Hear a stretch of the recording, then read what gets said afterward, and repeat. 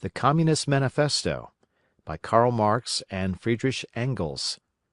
Section 3. Socialist and Communist Literature. 1. Reactionary Socialism. A. Feudal Socialism.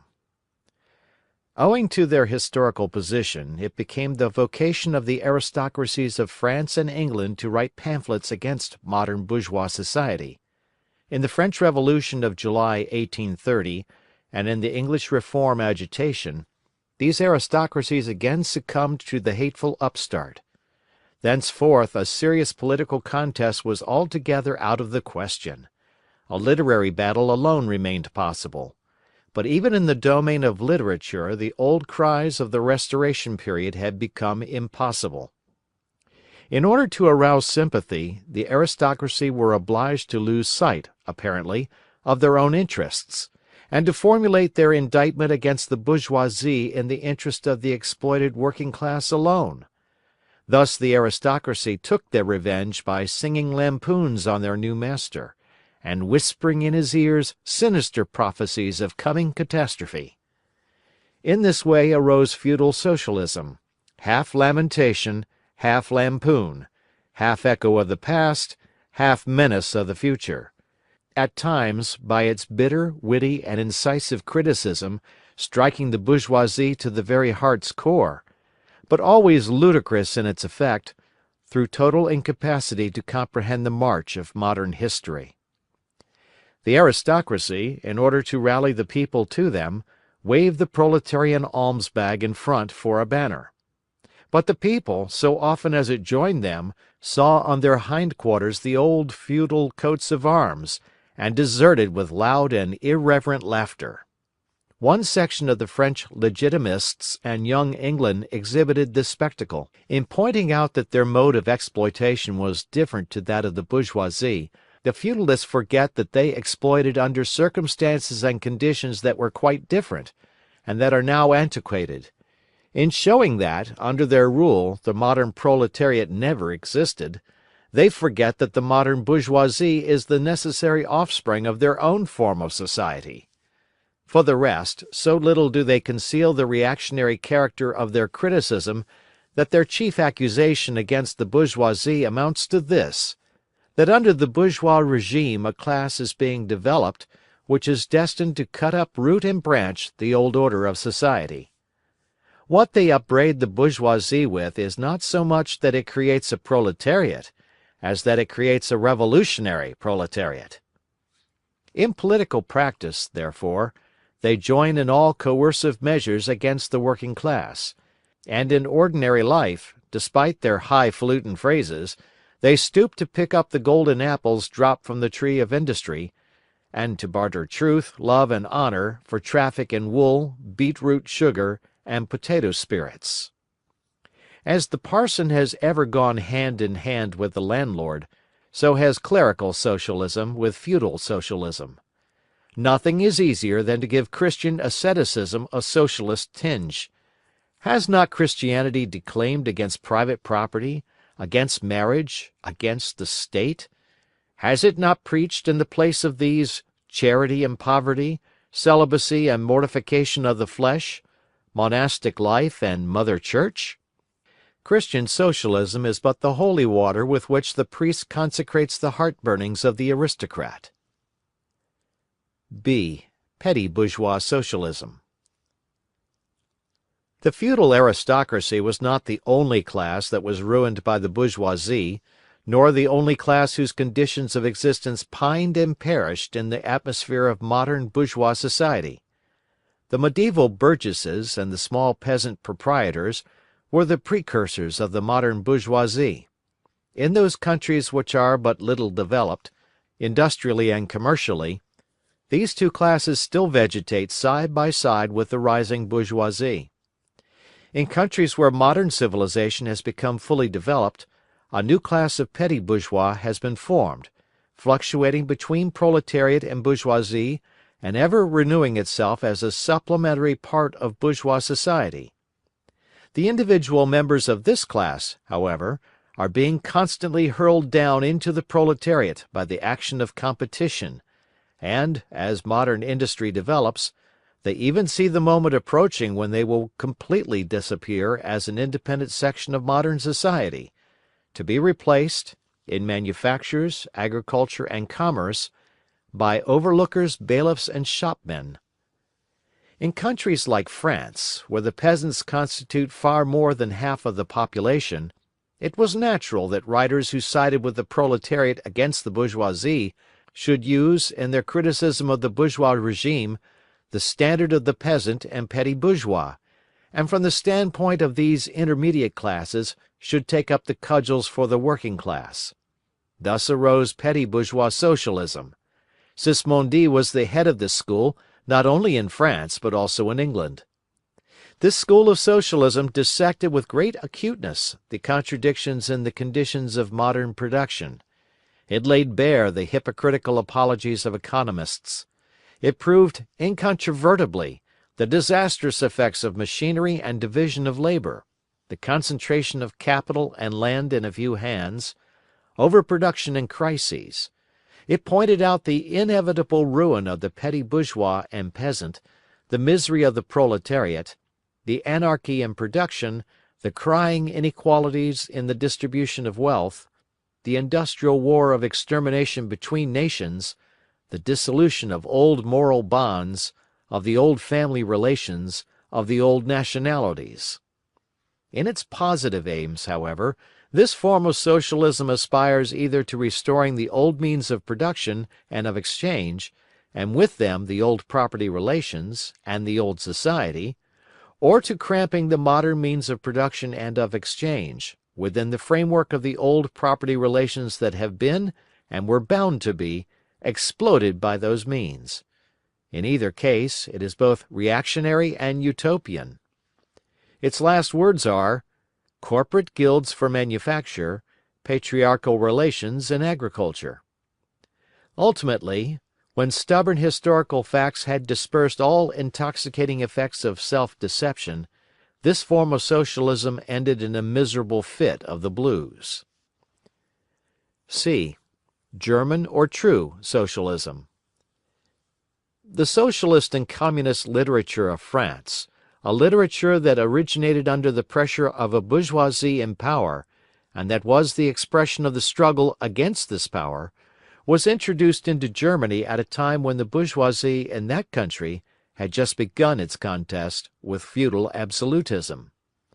German philosophers, would-be philosophers, and beaux esprits eagerly seized on this literature, only forgetting that when these writings immigrated from France into Germany, French social conditions had not immigrated along with them.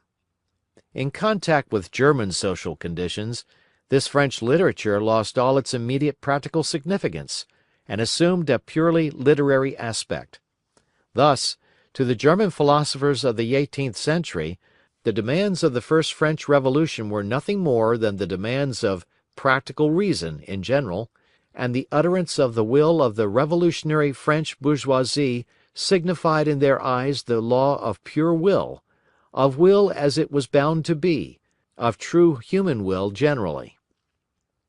The world of the German literate consisted solely in bringing the new French ideas into harmony with their ancient philosophical conscience, or rather, in annexing the French ideas without deserting their own philosophic point of view. This annexation took place in the same way in which a foreign language is appropriated, namely, by translation. It is well known how the monks wrote silly lives of Catholic saints over the manuscripts on which the classical works of ancient heathendom had been written. The German literate reversed this process with the profane French literature. They wrote their philosophical nonsense beneath the French original. For instance, beneath the French criticism of the economic functions of money, they wrote alienation of humanity, and beneath the French criticism of the bourgeois state they wrote dethronement of the category of the general, and so forth. The introduction of these philosophical phrases at the back of the French historical criticisms they dubbed philosophy of action, true socialism, German science of socialism, philosophical foundation of socialism, and so on. The French Socialist and Communist literature was thus completely emasculated.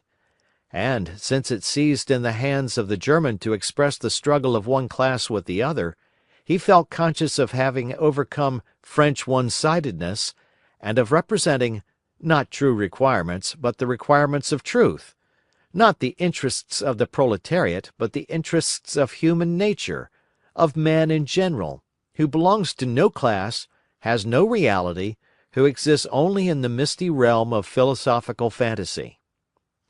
This German Socialism, which took its schoolboy task so seriously and solemnly, and extolled its poor stock in trade in such mountebank fashion, meanwhile gradually lost its pedantic innocence. The fight of the German, and especially of the Prussian bourgeoisie, against feudal aristocracy and absolute monarchy, in other words, the liberal movement, became more earnest. By this, the long-wished-for opportunity was offered to true Socialism of confronting the political movement with the Socialist demands, of hurling the traditional anathemas against liberalism, against representative government, against bourgeois competition, bourgeois freedom of the press, bourgeois legislation, bourgeois liberty and equality, and of preaching to the masses that they had nothing to gain and everything to lose by this bourgeois movement. German Socialism forgot, in the nick of time, that the French criticism, whose silly echo it was, presupposed the existence of modern bourgeois society, with its corresponding economic conditions of existence, and the political constitution adapted thereto, the very things whose attainment was the object of the pending struggle in Germany. To the absolute governments, with their following of parsons, professors, country squires and officials, it served as a welcome scarecrow against the threatening bourgeoisie. It was a sweet finish after the bitter pills of floggings and bullets with which these same governments, just at that time, closed the German working-class risings. While this true Socialism thus served the governments as a weapon for fighting the German bourgeoisie, it, at the same time, directly represented a reactionary interest, the interest of the German Philistines. In Germany the petty bourgeois class, a relic of the 16th century, and since then constantly cropping up again under various forms, is the real social basis of the existing state of things. To preserve this class is to preserve the existing state of things in Germany.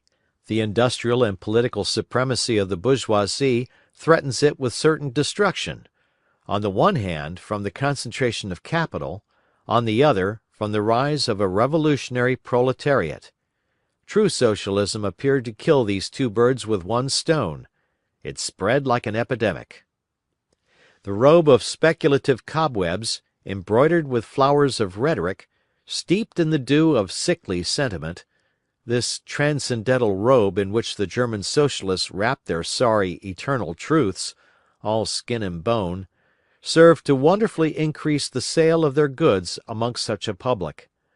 And on its part, German Socialism recognized, more and more, its own calling as the bombastic representative of the petty bourgeois Philistine. It proclaimed the German nation to be the model nation, and the German petty Philistine to be the typical man. To every villainous meanness of this model man it gave a hidden, higher, socialistic interpretation, the exact contrary of its real character. It went to the extreme length of directly opposing the brutally destructive tendency of Communism, and of proclaiming its supreme and impartial contempt of all class struggles. With very few exceptions, all the so-called Socialist and Communist publications that now, 1847, circulate in Germany, belong to the domain of this foul and enervating literature. 2. Conservative or bourgeois Socialism. A part of the bourgeoisie is desirous of redressing social grievances in order to secure the continued existence of bourgeois society.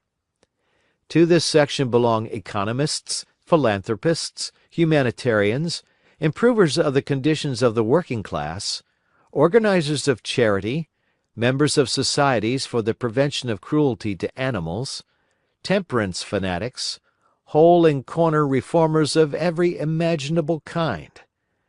This form of socialism has, moreover, been worked out into complete systems. We may cite Proudhon's Philosophie de la Misère as an example of this form. The socialistic bourgeois want all the advantages of modern social conditions without the struggles and dangers necessarily resulting therefrom. They desire the existing state of society minus its revolutionary and disintegrating elements. They wish for a bourgeoisie without a proletariat.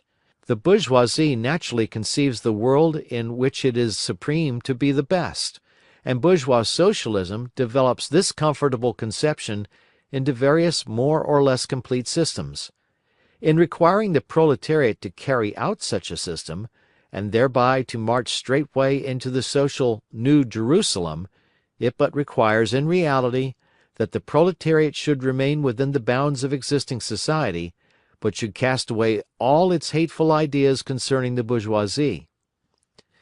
A second, and more practical, but less systematic, form of this socialism sought to depreciate every revolutionary movement in the eyes of the working class, by showing that no mere political reform, but only a change in the material conditions of existence, in economic relations, could be of any advantage to them.